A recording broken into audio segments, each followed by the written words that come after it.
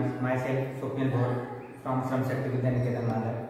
During the last lecture of our general science, we discussed about composition of air, means different constituents which are present in the air. Which are the different constituents? We will see nitrogen, oxygen, carbon dioxide, then inert gases, dust particles. All these are the constituents of air. Now today we are going to learn different uses of the gases which are present in the air.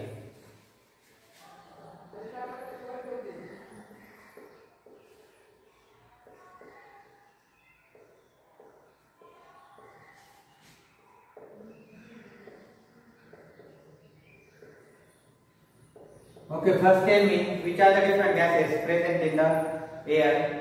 Carbon dioxide, then oxygen, then nitrogen, then nitrogen dioxide, helium, neon, argon, krypton, xenon. These are the inert gases. These are present in the atmosphere. Now today one by one we are going to learn the uses of gases in the air. Now first one, which is the first gas? Nitrogen.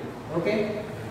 Now I already told you nitrogen is present near about 78% of total air in the atmosphere. So in the atmosphere, nitrogen is present in more amount than other gases. So what is the use of nitrogen? First use of nitrogen is production of protein. Production of proteins in the living organisms. Now we know that protein is one of the important constituents in human body or all living organisms. Carbohydrates, proteins, fats are required for the synthesis or production of energy in the human body. So for production of protein we require carbon, nitrogen, oxygen and hydrogen. All these four elements for production of protein. So nitrogen is important. There is nitrogen. Nitrogen is important in the production of proteins in all living organisms or all living beings. Then second use of nitrogen is production of ammonia. Now what is ammonia? Ammonia is useful substance or important. It is denoted by NH3. It is a symbol of ammonia. Ammonia is very important solvent or one of the important chemical in most of the factories or most of the chemical factories. So it is used as the reagent. So it is the production of ammonia is the important use of nitrogen. Means nitrogen is important for production of ammonia. Then third use of nitrogen is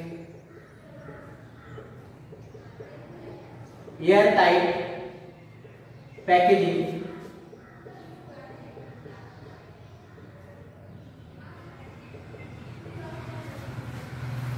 of foodstuff. Now what is airtight packaging? Now you know that when we go in the market we buy most of the things which are in packing. For example, oil tea, then spices packet, then sauce, jam jelly packet. Most of the packets which are present in the market. So these are airtight packaging which is covered inside the plastic coating. Understand? So inside the plastic coating there are various foodstuff. Foodstuff means what? The substances which are used for our food and our food. So it is called as foodstuff. So the foodstuff which is available in the market, it is always packing. It is in the packing. So which is packed by the plastic coating, and this inside that plastic coating it is airtight. Means what? Inside that packet oxygen is not available. It is free from air. Understand? It is free from air. So it is called as airtight packaging. So nitrogen is used in the airtight packaging of the foodstuff. So these are the uses of nitrogen. Now second gas which is present in the atmosphere is oxygen. What is the amount of oxygen present in the atmosphere? It is near about 21%. Understand? Nitrogen is 78%, oxygen is 21%. Now everyone know that what is the use of oxygen. So each and every living organism or each and every animal, whether it is plant or animal, it requires oxygen for their life or for their means survival. Understand? So oxygen is useful. It is useful for respiration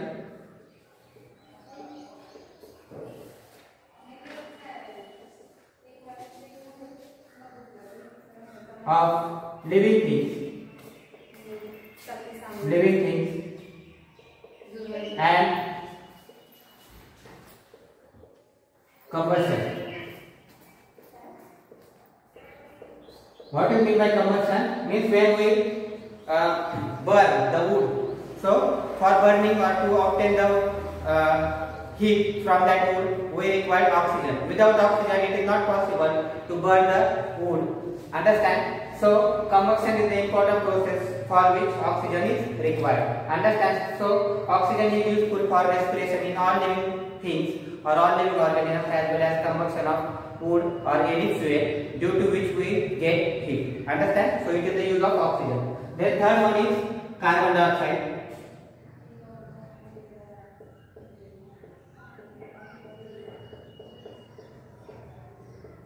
It is denoted by the symbol CO2. Understand? Carbon dioxide. It is the important gas which is present in the atmosphere. So for animals, carbon dioxide is not important, but for the plants, carbon dioxide is very important for synthesis of their food.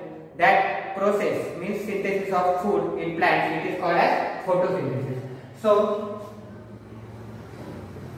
it is useful for photosynthesis process, means for production of food in plants. Okay, photosynthesis in plants, as well as carbon dioxide is useful for human life as fire extinguishers.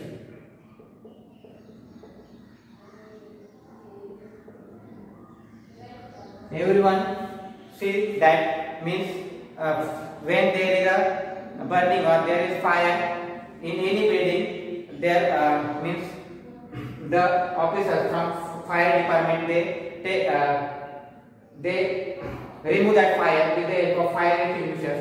So in the fire extinguishers, carbon dioxide is used. So carbon dioxide is useful to remove or to minimize the fire of the buildings or any factory. Understand? So carbon dioxide is useful in fire extinguishers. Then now other gases which are present in the air, they include the inert gases. First one is argon.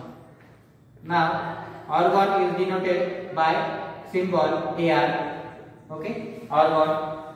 Now argon is useful in electric bulbs. Now you know that in every house there are bulbs for lighting. So in electric bulb, argon is useful. Okay, it is present in the form of small wire. Argon wire. So it is useful in the electric bulb. Argon is used in electric bulbs. So in electric bulbs, argon is used and it gives yellow light.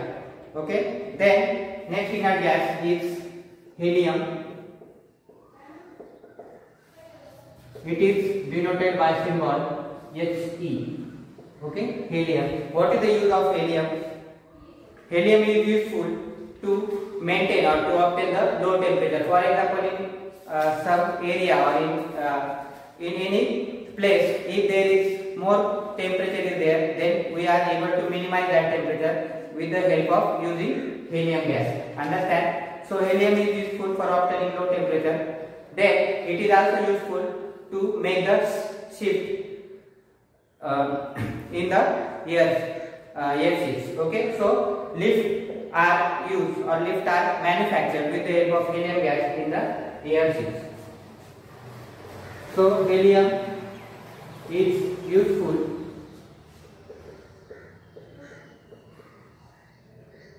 to obtain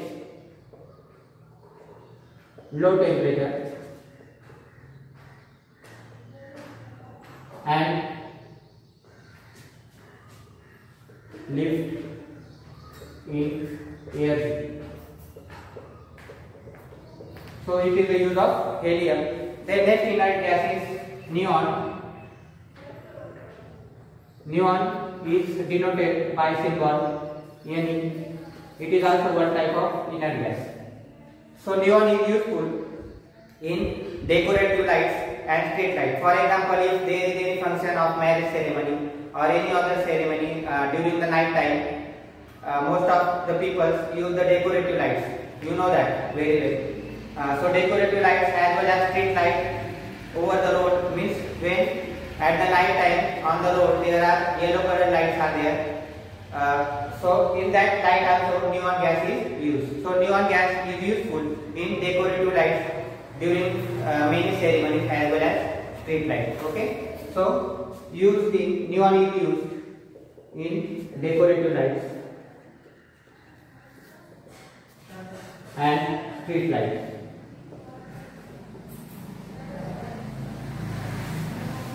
Okay, so it is the use of neon. Then next inert gas is krypton. It is denoted by the symbol Kr. Okay, so krypton is useful in fluorescent tubes. Now what is the difference between street light and fluorescent tube? Now you know that in our house during the night time we use CFL bulbs. Okay, CFL bulbs. You know that. Then tube lights also which give the white light. Now two types of lights are there. Some lights are yellow in color and some lights are white in color. So CFL bulbs and tube lights give the white light. In that tube lights and CFL bulbs, which gas is present? Krypton gas is present. It is called as fluorescent light. So used in fluorescent light.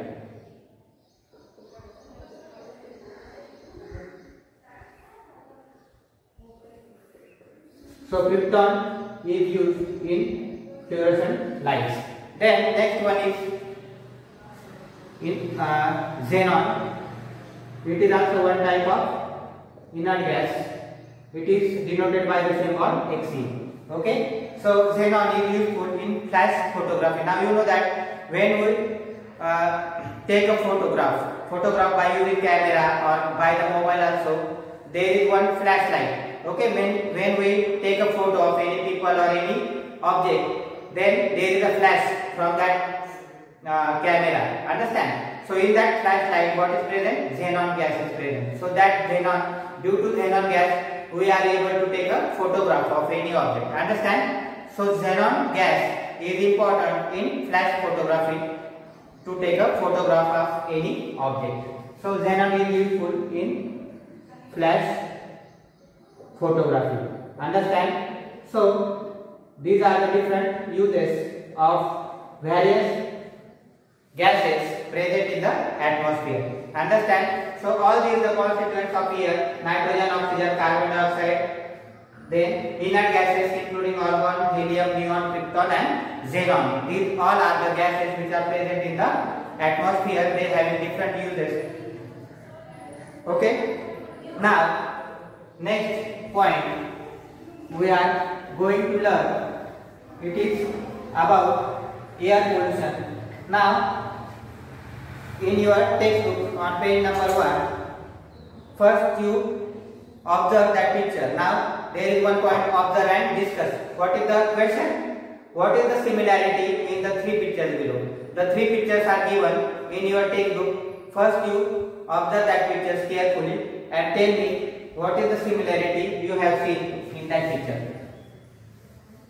What is the similarity? There are three pictures are there. In the first picture, you see the chimneys of the factories. What do you mean by chimneys? Chimneys are the outlets from which the smoke of the factory or the smoke of the factory are released. They are called chimneys. So chimneys are means from chimneys the smoke is released from the factories, various factories. For example, in sugar factory also, when in our nearby area at Dhulewadi, you know that there is a sugar factory. From the chimneys of that sugar factory also the smoke is released in the atmosphere. What did you observe in the second picture? In the second picture, the vehicles are seen. One car is there, then one motorbike is there. So from that car and motorbike, you know that due to lack of servicing or due to lack of maintenance of that vehicles, the release of harmful substances in the form of smoke is released in the atmosphere. So due to which there is a air pollution also. And in the third picture, there is a burning of trees in the forest. In the third picture, there is a burning. You are able to see the fire in that picture also. So from that fire or burning of trees, it releases the harmful gases or harmful constituents in the form of black colored smoke in the atmosphere. So from all these three pictures, what did you observe? What is the similarity on all these pictures? These all three pictures are responsible to create air pollution. Okay, and they are responsible to release harmful gases in the atmosphere. So all these three pictures we are able to know, or from all these three pictures we know the similarity that from all that conditions or all these pictures are responsible for air pollution of the atmosphere. Okay, now so the next point is air pollution. Okay, so first we should know what is the meaning of air pollution. Okay, so we first write the definition of air pollution: mixing of smoke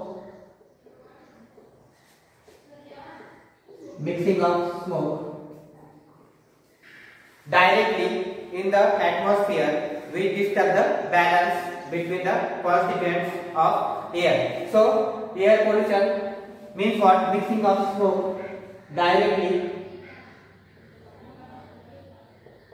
in the atmosphere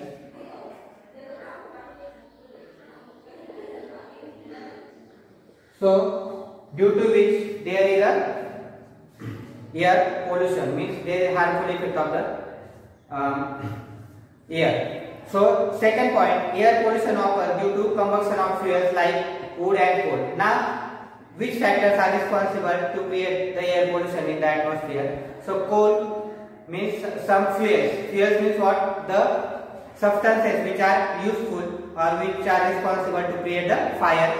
Okay, these are called as fuel, from which we get large amount of heat. Understand? So air pollution occurs due to combustion of fuel like wood and coal. And the third point in the air pollution, harmful substances like nitrogen dioxide, sulfur dioxide, carbon dioxide, carbon monoxide. These all harmful substances are released in the atmosphere, which creates the problems on the life of living organisms. So these are the harmful substances which are released in the atmosphere as a result of air pollution. Which are the harmful substances? Nitrogen dioxide, carbon dioxide, carbon monoxide and sulfur dioxide. These are the harmful substances. One important term is also comes there, soot. Now I don't think that you means before you heard this term, soot. Soot means what? Now some people who live near the sugar factory at Dhulewadi, they might have experienced some small black colored particles. They are present at their floor or on the houses. So these are the small black colored particles are present. So these are called as soot particles. Okay. So all these harmful substances are released in the atmosphere as a result of air pollution. Okay. So this is all about the constituents of air, then different uses of constituents which are present in the atmosphere, and what is mean by air pollution, what are the harmful effects of air pollution. Now in the next lecture we are going to learn what is the importance of ozone layer for the living things, and then we are going to learn the next constituents of our net natural resources, that is water. Okay, thank you.